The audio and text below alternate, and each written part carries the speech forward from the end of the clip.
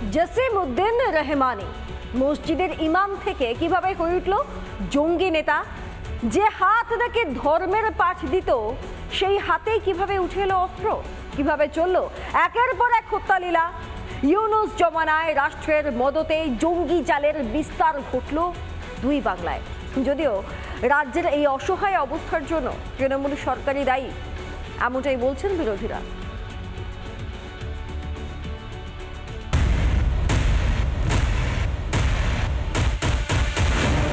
ইউনুস শাসনে বাংলাদেশে কট্টরপন্থীদের রমরমা, জেল মুক্তি একের পর এক জঙ্গি।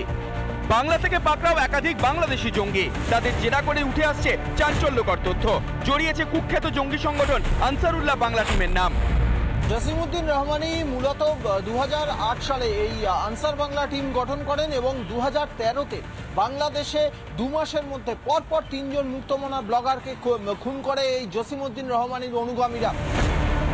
ঢাকায় মসজিদের ইমাম জসিমউদ্দিন রহমানি 2007 থেকে ইসলামী কট্টরপন্থী মতবাদ প্রচার, লাগাতার বিদ্বেষ ভাষণ দেওয়া শুরু জসিমউদ্দিনের।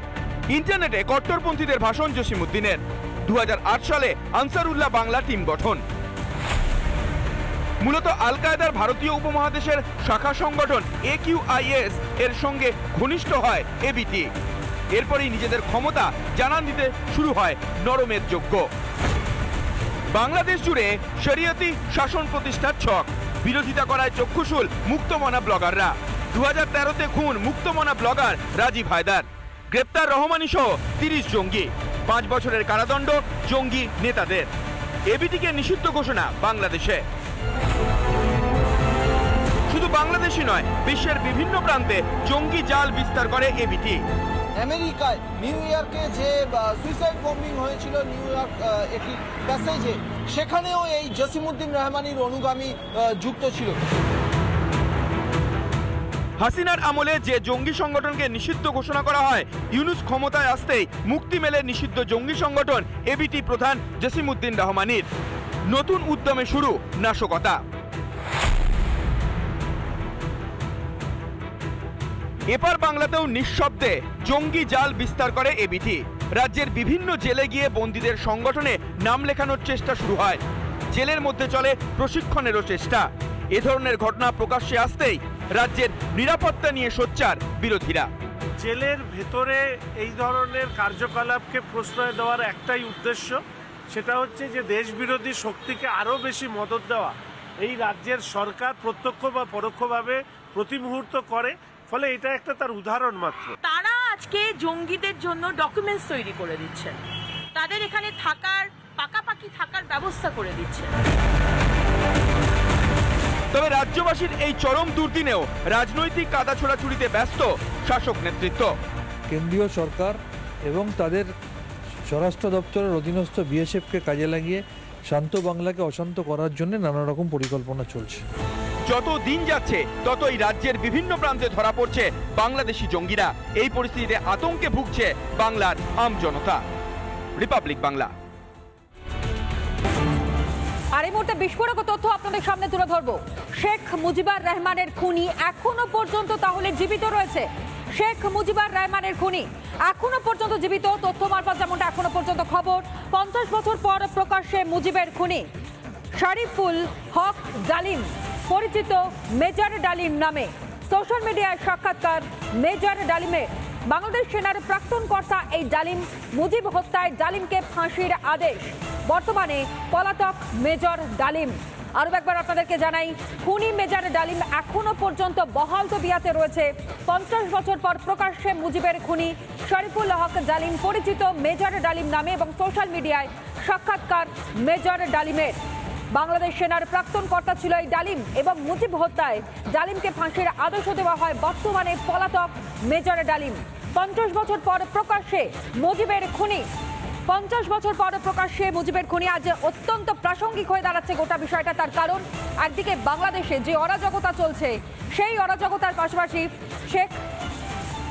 শেখ মুজিবকে যেভাবে রীতিমতন তাকে তার সমস্ত রকমের স্মৃতিকে নিশ্চিহ্ন করে দেওয়ার চেষ্টা চলছে। তারই মধ্যে এই তথ্য সামনে আসছে।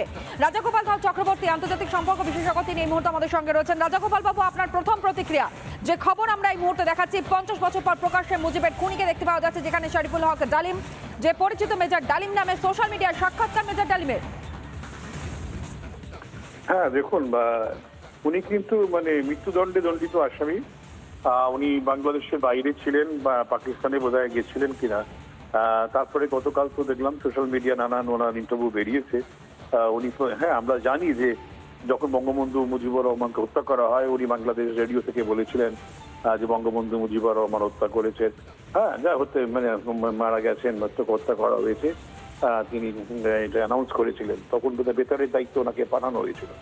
এই মানুষটা যখন দেখুন বাংলাদেশে যাকে মৃত্যুদণ্ডপ্রাপ্ত আসামি, তাকে নিয়ে এসে সোশ্যাল মিডিয়ায় বলছে, আর যিনি শান্তির কথা বলছিলেন আমাদের যিনি চিন্ময় মহাপ্রভু, তাকে কিন্তু জেলে রেখে দিয়ে হ্যাঁ তারা রাখছে। বোঝাই যাচ্ছে যে বাংলাদেশে কিসের শাসন চলছে। যিনি বঙ্গবন্ধু মুজিবুরের ওয়ান অফ দ্য মানে চিফ মানে অ্যাকিউজড, যাকে মৃত্যুদণ্ড দেওয়া হয়েছিল, তাকে বাংলাদেশে দেখা যাচ্ছে সোশ্যাল মিডিয়ায়। এটা বোঝা যাচ্ছে যে বাংলাদেশ কি করতে চাইছে। শেখ হাসিনাকে ক্ষমতাচ্যুত করা, যদি আমি একটু প্রেক্ষাপটটা পরপর সাজাই, শেখ হাসিনাকে পদচ্যুত করা এবং তার পাশাপাশি আওয়ামী লীগকে যেভাবে হেনস্থা করা, অর্থাৎ কর্মী সমর্থকদের হেনস্থা করা, তৃতীয়ত মোহাম্মদ ইউনূসকে নিয়ে এসে অন্তর্বর্তীকালীন সরকারের উপদেষ্টা মণ্ডলীর প্রধান হিসেবে বসানো, পরবর্তী সময়ে বিএনপি এবং জামাতরা যেভাবে মাথাচাড়া দিয়ে উঠেছে, বঙ্গবন্ধুর যা কিছু ভাস্কর্য ছিল, তার যা কিছু অবদান ছিল, সবটা মুছে ভুলিয়ে দেওয়ার চেষ্টা, তারই মধ্যে তার খুনির সোশ্যাল মিডিয়া যে বক্তব্য, অর্থাৎ এই সমস্ত বিষয়ের প্রেক্ষাপটে দাঁড়িয়ে কিছু কি আন্দাজ করা সম্ভব হচ্ছে কি হতে চলেছে বাংলাদেশে? দেখুন, বাংলাদেশ ওরা এই মুহূর্তে চাইছে সম্পূর্ণ ভারত বিদ্বেষ, এবং ওরা মনে করছে যে বাংলাদেশের যিনি সৃষ্টি করেছেন সেই বঙ্গবন্ধু এবং তার পরিবার থেকে বাংলাদেশের পুরোপুরি মুচ্ছিন্ন করে দেওয়া। বঙ্গবন্ধুর নাম করা বেশ কিছু ইনস্টিটিউশনের নাম ওরা পাল্টাচ্ছে এবং যার খুনিকেও নিয়ে এসে হাজির করছে। বোঝাই যাচ্ছে যে বঙ্গবন্ধু বা দেশটা যিনি সৃষ্টি করলেন তার হত্যাকারীকে তারা যদি এইভাবে পর্দার সামনে নিয়ে আসে, বোঝাই যাচ্ছে যে তারা আওয়ামী লীগকে কতটা ভয় পেয়েছেন এবং সম্পূর্ণ মুছে দিয়ে ওরা ভাবছে যে একটা উগ্র মৌলবাদী শাসন তৈরি করবেন। এখন বাংলাদেশের মানুষ এটা কতটা গ্রহণ করে সেটা আমাদের দেখার ব্যাপার আছে। কিন্তু সরিয়ে দেবার পরে গিয়ে তার খুনির এই রকম ভাবে সামনে আসা, এই দুটোর মধ্যে কি কোনো কিছু কানেক্ট করা সম্ভব হচ্ছে না? যে কিছু তো একটা পরিকল্পনা ছিল, যে কারণের জন্য এতদিন গা ঢাকা দিয়েছিল এই ব্যক্তি। হ্যাঁ দেখুন, এরা প্রায় বয়স 80 বছরের উপর বয়স হবে। হ্যাঁ, এখন উনি শেখ হাসিনা যখন চলে গেছেন তখন এরা যোগাযোগ করে, উনি কোথায় ছিলেন কেউ তো জানে না, সুতরাং এরা সব থেকে কবর থেকে উঠে আসছে বলেই মনে হচ্ছে। তো এদের কি করার ক্ষমতা আছে আমি জানি না, তবে এটাই হচ্ছে সিম্বল যে যারা মুজিবকে হত্যা করেছে তাদেরকে আমরা পুরস্কার দিচ্ছি, গ্রহণ করছি। অর্থাৎ এইভাবে তারা বাংলাদেশে একটা আওয়ামী লীগ বিরোধী, শেখ হাসিনা বিরোধী, মুজিবর বিরোধী একটা জিগির তারা সারা বাংলাদেশ জুড়ে তুলতে চাইছে এবং সেই সঙ্গে ভারত বিদ্বেষ, এইভাবে নতুন একটা বাংলাদেশে জন্ম দিতে চাইছে। বেশ, ধন্যবাদ জানাই রাজাগোপাল ধর চক্রবর্তী, তিনি এই মুহূর্তে ছিলেন আমাদের সঙ্গে টেলিফোন লাইনে, আন্তর্জাতিক সম্পর্ক বিশেষজ্ঞ। আর যে নানা ধরনের কন্টেন্ট দেখার জন্য লাইক করুন, শেয়ার করুন আমাদের ফেসবুক পেজ, সাবস্ক্রাইব করুন আমাদের ইউটিউব চ্যানেল। পাশাপাশি অন্যান্য ব্রেকিং নিউজের জন্য অবশ্যই চোখ রাখুন রিপাবলিক বাংলায়।